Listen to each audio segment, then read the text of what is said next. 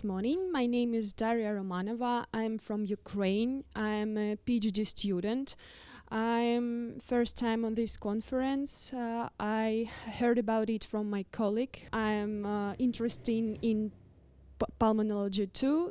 That's why I'm here, because there are many great scientists who knows maybe everything about pulmonology, and I really believe that they can give me new knowledge in this branch of medicine.